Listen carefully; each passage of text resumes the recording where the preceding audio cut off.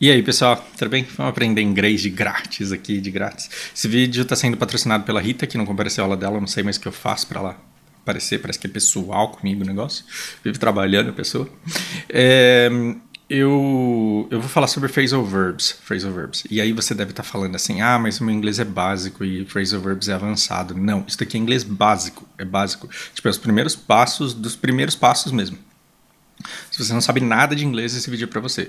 Se você acha que você tem um inglês tão avançado que agora já está na hora de você estudar phrasal verbs, esse vídeo é mais para você ainda, só que ele veio atrasado, ele deveria ter vindo antes.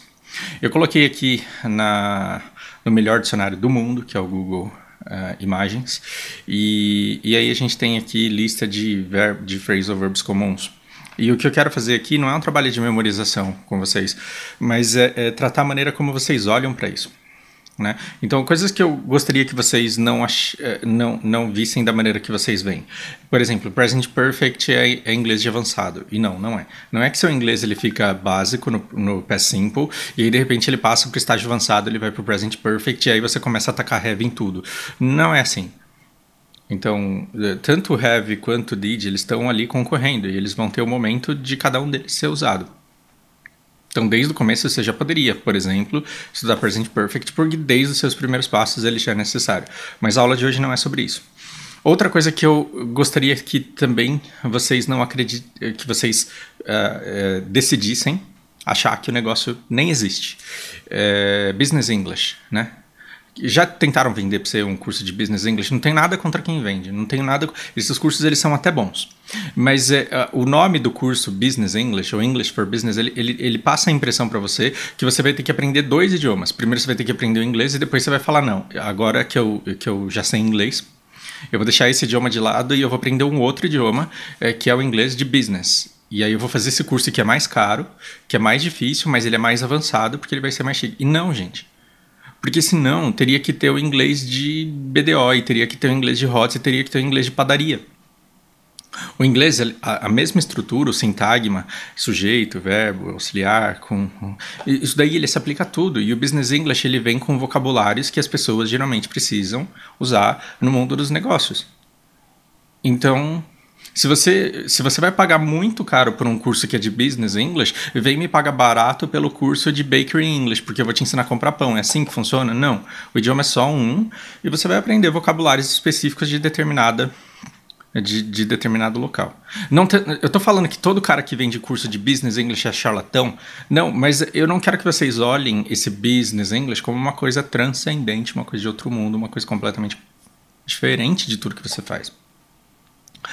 E uma coisa que eu gostaria muito de arrancar de vocês também, seguindo esse mesmo modelo, é esse medo que vocês têm de phrasal verbs. Porque o phrasal verb é o negócio que é quando o inglês já está avançado e assim, me dá nojo, mas tem esse tipo de envelope, tem esse tipo de embalagem no mercado. Olha, eu vou te ensinar phrasal verbs, porque aí as pessoas vão ver o quanto seu inglês é avançado, porque você vai usar uma palavra muito sofisticada para aquilo que a pessoa vai ver que o seu inglês é avançado. Cara, se você souber 3 palavras sofisticadas e não souber falar inglês, você vai ser um cara que não sabe falar inglês, mas sabe 3 palavras sofisticadas. Pelo amor de Deus, não é o vocabulário difícil que te torna melhor do que qualquer pessoa, é a capacidade de se comunicar com ele. Se você consegue se comunicar com palavras fáceis, de forma fluente, você não precisa dar difícil. Né? Nada melhor do que se expressar de maneira clara, direta e objetiva. Você não precisa ficar enfeitando uma coisa, principalmente se você não tem embasamento para aquilo. Mas eu vejo que o phrasal verb ele é vendido de uma forma como se ele fosse um estágio avançado em que o seu inglês ele de repente vai ficar melhor. E o que eu tenho para dizer para vocês é o seguinte: phrasal verbs são 2 palavras que valem por uma. Acabou. Então são 2 palavras que você vai entender como uma só e vai interpretar como uma só. Acontece isso no seu dia a dia? Eu vou dar um exemplo bem... Os caras aqui de linguística, né, quem estudou letras na USP e estiver assistindo isso daqui... Não precisa nem ser na USP, qualquer lugar. Quem estudou letras vai achar que eu tô cometendo um sacrilégio aqui com essa explicação.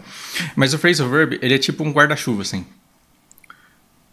Guarda-chuva. Quando eu falo pega lá o guarda-chuva, você pensa assim em um guarda... ou então num depósito, numa caixa, onde você guarda alguma coisa, e você pensa em... Tá entendendo o que eu quero dizer? Quando eu falo assim, coloca de ponta cabeça, imagina a gente tentando traduzir guarda-chuva e de ponta cabeça de forma literal para um gringo. E aí você fala assim, save rain, pega o save rain ali porque vai dar bom. Ou então é keep rain. Pega o keep rain ali que é entende? Que não é bem por aí. Então, como que você fala em japonês de ponta cabeça? Não sei. No saki yatama? Não sei. Quando você fala de ponta cabeça, tem um conceito. E aí, assim, em japonês, o que é isso? Gyaku? Não, gyaku é o contrário.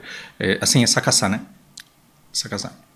E aí você pega a palavra que significa aquele conceito, independente de quantos elementos são usados para formar. Quando você está acostumado a comprar banana, maçã na feira, você vai para os Estados Unidos e fala banana apple?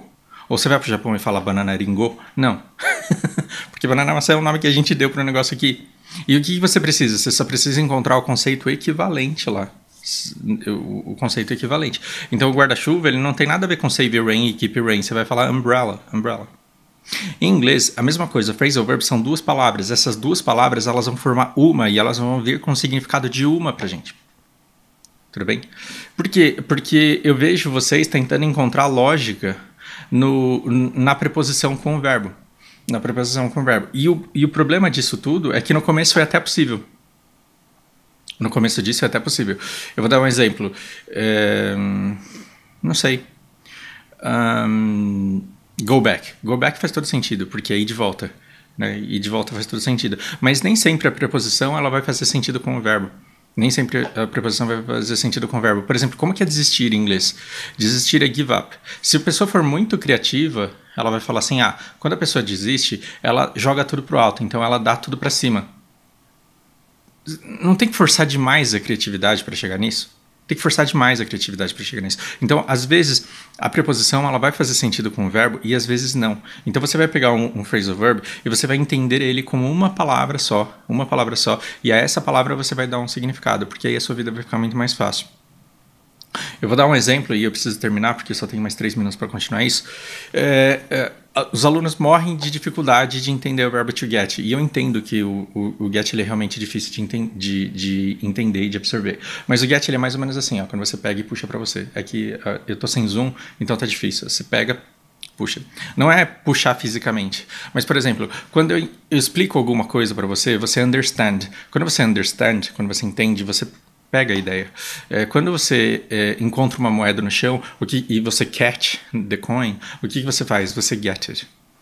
Quando você tem uma promoção de ingressos para algum show e você liga para a rádio e você acerta as perguntas lá e você ganha, sei lá, win the tickets, o que você faz? Você get. Então, o que é o verbo get? Ele é um verbo que substitui todos os outros: aprender, roubar, pegar emprestado, achar no chão, catar, conseguir. Tudo aquilo que você pega e traz para você e passa a ser seu, você chama isso de get. E essa ideia é fácil de entender, né? Então, por exemplo, get cold, fiquei frio. Por quê, né? O que é get hot? Não se empolguem. Get hot, sim, ficar com calor. O que é get tired? Get tired é pegar o cansaço. E aí você puxa para você essa ideia do cansaço. Então, o verbo to get, ele em si, ele é uma coisa muito simples. Até get to the train station, get to the station, é chegar na estação, é colar lá, é pegar a estação e trazer para você. Você está fazendo meio que o contrário, mas o resultado ele dá na mesma. O get em si, ele é fácil de entender. E o que acontece?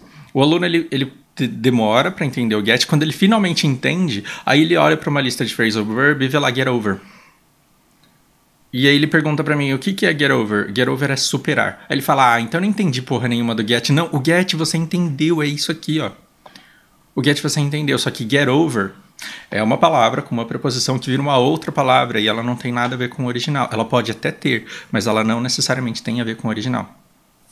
Porque enquanto você está falando de turn around, que é virar, turn é virar, round é dar volta. Então é fácil de entender que turn around, que turn off é desligar, que turn on é ligar. Mas quando você pega, por exemplo, um take off, Take-off não é tirar de cima? Até você associar isso, a lógica de uma palavra com a outra, é mais fácil você entender que decolar em inglês, quando você tiver um avião querendo decolar alguma coisa, né? Querendo sair do chão, o verbo que diz, que representa a decolagem é take-off. E o take-off ele não tem nada a ver com o take. Tem nada a ver com o take. O que é take-off também? Vocês adolescentes, vocês adoram isso. Take-off é despir, tirar a roupa. Então... se você ficar tentando encontrar a lógica do off, que é o contrário do on, que é tirar de cima, você vai chegar no mesmo resultado? Você pode até chegar, mas você também pode se enganar muito, porque a preposição ela pode te enganar.